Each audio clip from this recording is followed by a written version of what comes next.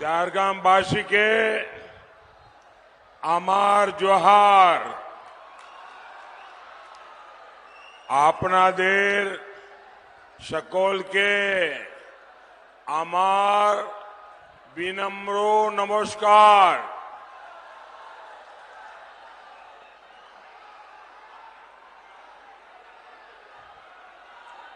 साथियों, अभी मुझे तामलुक की सभा में जाना था, लेकिन वहां वेदर ठीक नहीं होने के कारण मेरा हेलीकॉप्टर वहां लैंड नहीं कर पाया। लेकिन तामलुक के हजारों लोग अभी टेक्नोलॉजी से इस सभा के साथ वहां जुड़े हुए हैं, तो एक प्रकार से मैं एक साथ 2 सभाएं संबोधित कर रहा हूं। मैं तामलुक के लोगों का क्षमा प्रार्थी हूं, लेकिन मुझे खुशी है इस समय तामलुक के हजारों लोग भी मुझे वहां रैली स्तर पर सुन पा रहे हैं और स्क्रीन पर मुझे देख पा रहे हैं। साथियों, आज 5वें चरण का मतदान लगभग पूरा होने पर है। बंगाल में टीएमसी और पूरे देश में इंडी गठबंधन ये पहले पस्त थे। 5वें चरण में ये परास्त हो चुके हैं और 4 जून को ये समाप्त होते दिखाई देंगे। इंडी गठबंधन के बिखरने का काउंटडाउन शुरू हो चुका है। इतनी बड़ी संख्या में आपका आशीर्वाद ये साफ साफ कह रहा है, फिर एक बार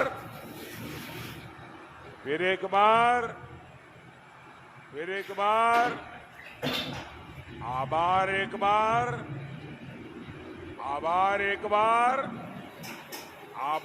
बार। साथियों, हार सामने देख पूरी टीएमसी का आक्रोश चरम पर है। बंगाल के लोग इनको वोट नहीं दे रहे हैं, इसलिए कभी बीजेपी को गाली, कभी बंगाल के लोगों को धमकी। कल तक टीएमसी कांग्रेस को गाली दे रही थी, अब वो कह रही है हम इंडी गठबंधन का हिस्सा है। लेकिन बंगाल के लोग जानते हैं कांग्रेस ये डूब चुका जहाज है और टीएमसी के जहाज में भी छेद हो चुका है। ये दोनों एक दूसरे की सवारी कर ले, फिर भी डूबना तो तय है। साथियों, ये चुनाव भारत के भविष्य का चुनाव है। जिन लोगों ने भारत को दशकों पीछे धकेला, देश उन्हें नकार चुका है। देश भूला नहीं है जब दुनिया तेजी से विकास कर रही थी, तब कांग्रेस सरकार घोटालों के कीर्तिमान गढ़ रही थी। दुनिया के देश हर पल आगे बढ़ रहे थे। लेकिन कांग्रेस पार्टी युवा पीढ़ी को पीछे धकेल रही थी। 60 साल तक ये लोग गरीबी हटाओ का ही नारा लगाते रहे। देश जानता है ये मोदी है जिसने भारत को दुनिया की 5वीं सबसे बड़ी अर्थव्यवस्था बनाया है। ये मोदी है जिसने 10 साल में 25 करोड़ लोगों को गरीबी से बाहर निकाला। ये मोदी है जिसने दशकों पुरानी समस्याओं का समाधान किया। कश्मीर से आर्टिकल 370 हटा, कश्मीर में आतंकवाद अब अपनी आखिरी सांस ले रहा है। पाकिस्तान को मुंह तोड़ जवाब मिला, नक्सलवाद की कमर टूटी, भ्रष्टाचार पर लगाम लगी। कितना कुछ हुआ। गरीब के इस बेटे ने गरीब के हर सुख दुख की चिंता की। गरीबों को बिना कट, बिना कमीशन के पैसा सीधे उनके बैंक अकाउंट में मिलने लगे। पहली बार 4 करोड़ गरीबों को पक्के मकान मिले। 50 करोड़ से ज्यादा गरीबों के बैंक के खाते खुले। हमारी माताओं बहनों को शौचालय मिले, उन्हें उज्ज्वला सिलेंडर मिले, धुएं से आजादी मिली। ये सब किसने किया? ये सब किसने किया? ये सब किसने किया? ये सब किसने किया? ये सब किसने किया? ये सब मोदी तो निमित्त है, ये सब आपके एक वोट ने किया है। ये आपके वोट की ताकत है कि जिसके कारण कभी नहीं हुआ, वो आपके सही वोट ने करके दिखाया। इस बार भी आपका वोट विकसित बंगाल बनाने के लिए, विकसित भारत बनाने के लिए। साथियों, जब नीयत ठीक होती है तो इंसान अपने कामकाज का लेखा जोखा बताता है। जब नीयत में खोट होती है तो बहाने बताता रहता है। आज देश देख रहा है, एक और केंद्र में काम करने वाली मोदी सरकार अपना रिपोर्ट कार्ड देश की जनता को प्रस्तुत कर रही है। दूसरी ओर बंगाल में टीएमसी के पास रिपोर्ट कार्ड नहीं है, उसके पास तो रेट कार्ड है, रेट कार्ड। टीएमसी ने बंगाल में हर नौकरी का रेट कार्ड लगा रखा है। पैसा दो, नौकरी लो। हमारे स्कूल, शिक्षा के मंदिर, इन लोगों ने उनको भी नहीं छोड़ा। टीएमसी के मंत्रियों ने खुलेआम नौकरियों की नीलामी की, नौकरियां बेची। इन्होंने हमारी नई पीढ़ी का भविष्य दांव पर लगा दिया। आप जानते हैं ना, ये सारे घोटाले किसके संरक्षण में हो रहे हैं? कौन भ्रष्टाचारियों के आरोपियों को बचाने में लगा है? कौन सीबीआई को काम नहीं करने दे रहा? साथियों, टीएमसी से बंगाल के लोगों को भी खतरा है। बंगाल की पहचान को भी खतरा है। आज पूरा देश बंगाल की स्थितियों को लेकर बहुत चिंतित है। बंगाल में आए दिन हिंसा होती है, बीजेपी कार्यकर्ताओं की हत्याएं होती है। झारग्राम में भी बीजेपी के कार्यकर्ताओं की हत्या हुई है। बंगाल में दंगे आम बात हो गई है। आदिवासी भाई बहनों की पहचान खत्म करने के प्रयास हो रहे हैं। लेकिन टीएमसी को किसकी चिंता है?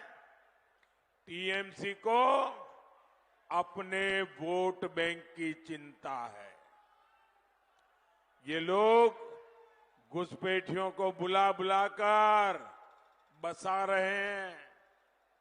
सीमावर्ती इलाकों में बंगाल के लोगों की आबादी घट रही है। आप मुझे बताइए, घुसपैठिए हमारे देश में आते हैं, एक किसकी जमीन पे कब्जा करते हैं?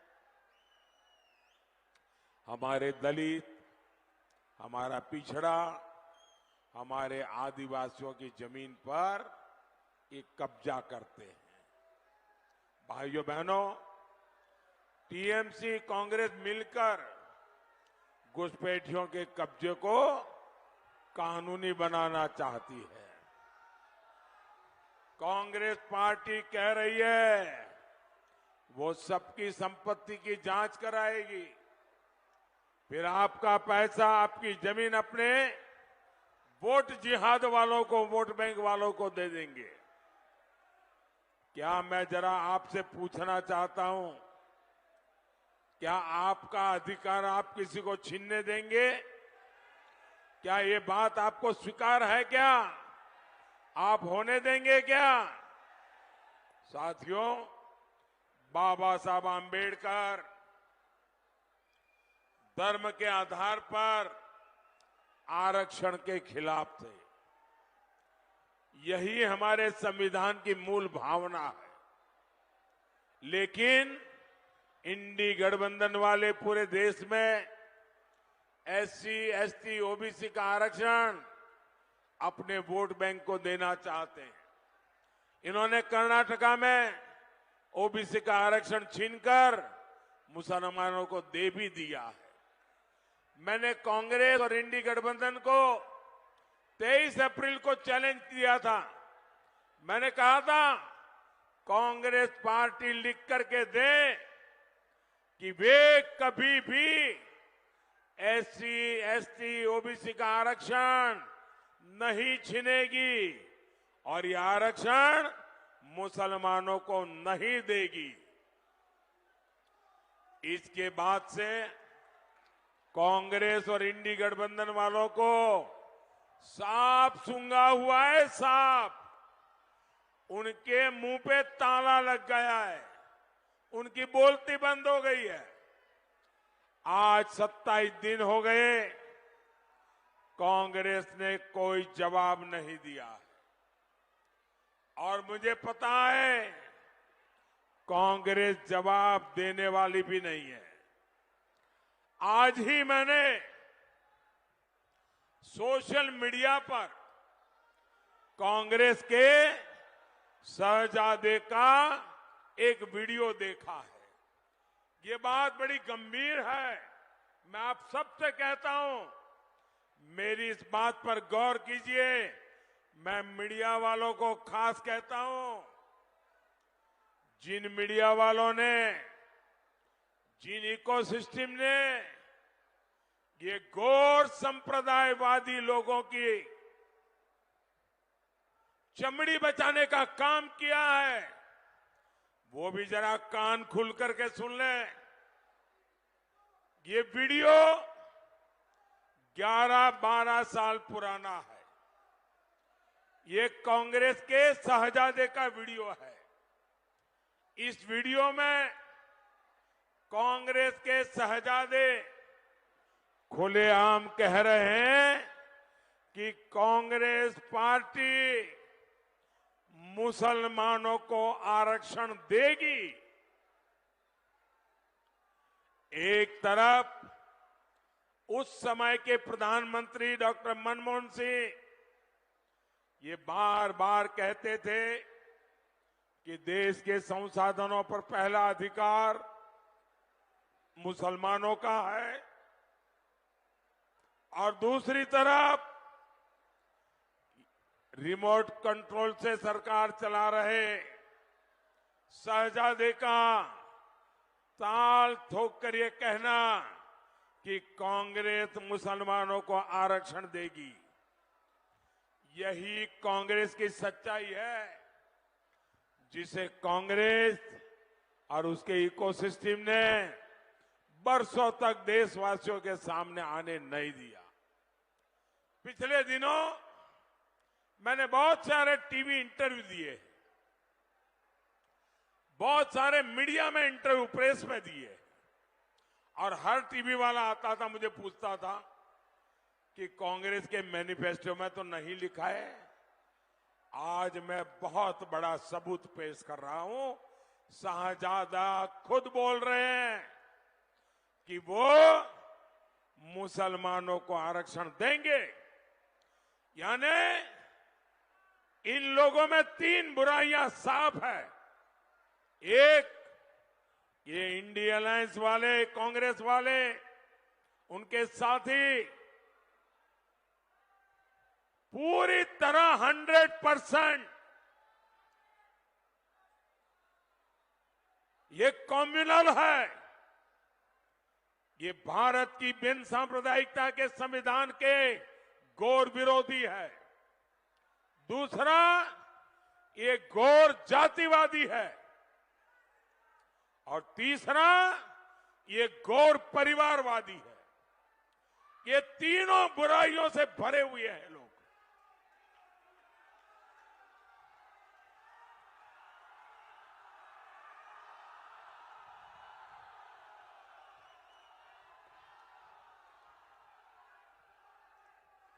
और मैं देश के मीडिया जगत को चुनौती देता हूं, बहुत बचाया इन लोगों को।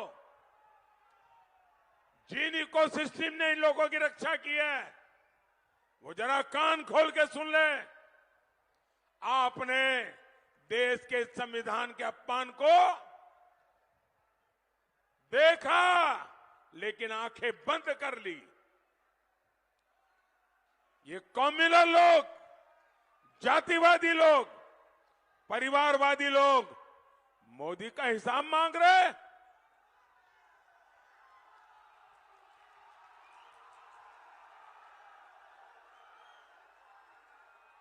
और आजकल मैं हर दिन उनका एक कच्चा चिट्ठा सबूतों के साथ खोल रहा हूं कि कितने घोर कम्युनल है, ये कितने घोर बिन सांप्रदायिकता के विरोधी है। ये 100% सांप्रदायिक लोग हैं। कांग्रेस मुसलमानों को आरक्षण देगी, और वो भी SC, ST, OBC का आरक्षण छीन करके, लूट लूट लेंगे आपका अधिकार।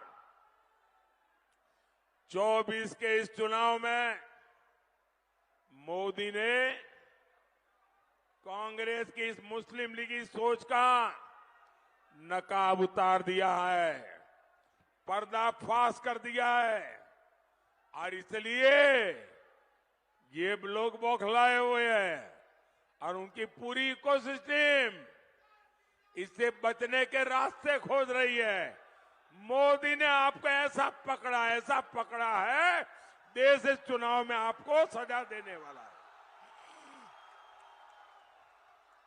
मैं आपसे पूछता हूं, क्या सामान्य वर्ग के लोग, एससी, एसटी, ओबीसी वर्ग के आप लोग इंडी गठबंधन वालों को, टीएमसी को अपना आरक्षण छीनने देंगे? अपना अधिकार छीनने देंगे? साथियों, बंगाल में आपकी आस्था पर आक्रमण करने की जिम्मेदारी टीएमसी सरकार ने ले रखी है। टीएमसी के नेता कहते हैं कि राम मंदिर तो अपवित्र है। क्या राम मंदिर अपवित्र है? क्या राम मंदिर अपवित्र है? क्या टीएमसी के इरादे अपवित्र है कि नहीं है? अरे टीएमसी सरकार खुद रामनवमी पर रोक लगाने के फरमान जारी करती है। टीएमसी के गुंडों से रामनवमी शोभा यात्राओं पर हमले करवाए जाते हैं। अब तो यहां की मुख्यमंत्री खुद हिंदू संतों को धमकी दे रही है।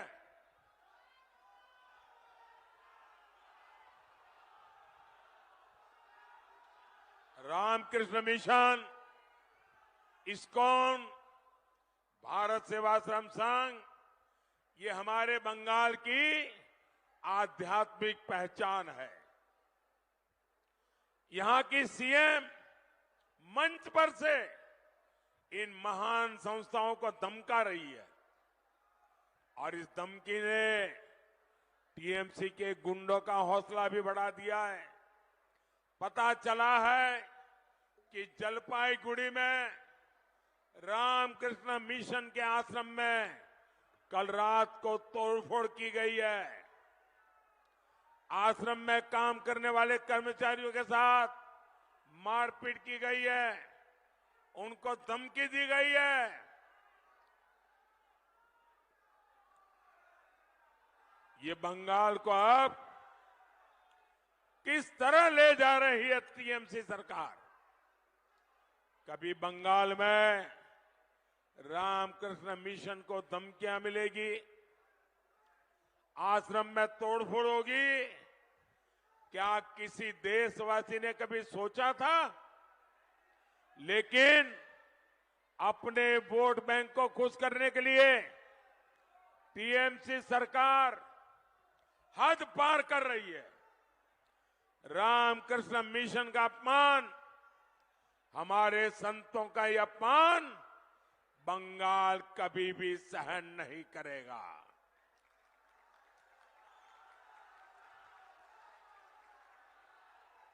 और पूरा देश जानता है मेरे जीवन को गढ़ने में रामकृष्ण मिशन का कितना बड़ा योगदान है, मेरा रामकृष्ण मिशन से कैसा निकट का नाता है।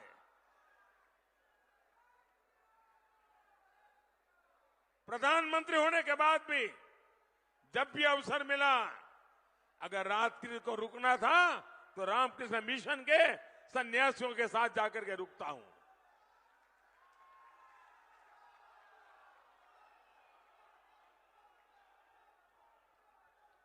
साथियों, कांग्रेस और टीएमसी के लोगों ने हमेशा आदिवासियों को आगे बढ़ने से रोका है। आपको पता है ना, देश में पहली बार एक महिला आदिवासी को राष्ट्रपति किसने बनाया? बीजेपी ने बनाया। लेकिन आदिवासी महिलाओं को चुनाव हराने के लिए कौन कौन पार्टियां इकट्ठा हुई थी? ये सारे टीएमसी वाले, ये सारे कांग्रेस वाले, ये सारे वाम वाले, इन सब ने देश की आदिवासी बेटी को राष्ट्रपति बनने से रोकने की दिन रात कोशिशें की थी। लेकिन मोदी है, उनके आगे उनकी चलती नहीं है।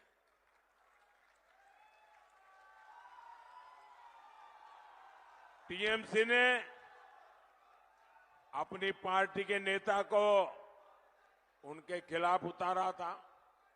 आप मुझे बताइए, जो लोग आदिवासी महिला को राष्ट्रपति नहीं बनने देना चाहते, उन्हें आप लोगों के पास आकर के वोट मांगने का अधिकार है क्या? उन्होंने आपसे विश्वासघात किया है कि नहीं किया है? आपसे अन्याय किया है कि नहीं किया है? तो ऐसे लोगों को घुसने देंगे क्या? साफ कर देंगे ना इस चुनाव में? साथियों, मोदी बंगाल के विकास के लिए काम कर रहा है। 2019 में आपने बीजेपी को मौका दिया, मैंने विकास के लिए पूरी ताकत लगा दी।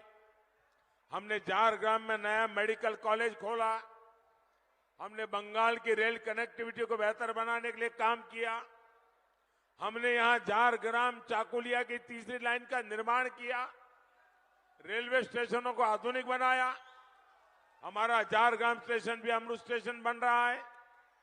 लेकिन साथियों, जहां कानून व्यवस्था तबाह होती है, वहां निवेश पर भी असर पड़ता है और उद्योगों का विकास भी नहीं होता है। हमारा मेदिनीपुर और तामलुक उद्योग की संभावनाओं से भरा हुआ है। वहां पेट्रोकेमिकल इंडस्ट्री की अपनी पहचान रही है। लेकिन इतने साल से टीएमसी बंगाल में काबिज है। टीएमसी सरकार ने यहां के उद्योगों को आगे नहीं बढ़ने दिया। और सिर्फ तामलुक की ही बात नहीं है, ये पूरे बंगाल का दुर्भाग्य है। साथियों, आपका एक वोट टीएमसी के पूरे सिंडिकेट पर भारी पड़ेगा। इस बार पार्टी ने तामलुक से जस्टिस अभिजीत गंगोपाध्याय जी और कांथी से सोमेंदु अधिकारी जी को जिम्मेदारी दी है। आप झारग्राम से मेरे साथी डॉक्टर प्रणब टुडू को भी भारी वोटों से जिताए। तामलुक में और झारग्राम में आपका दिया हुआ हर वोट सीधा मोदी के खाते में जमा होगा।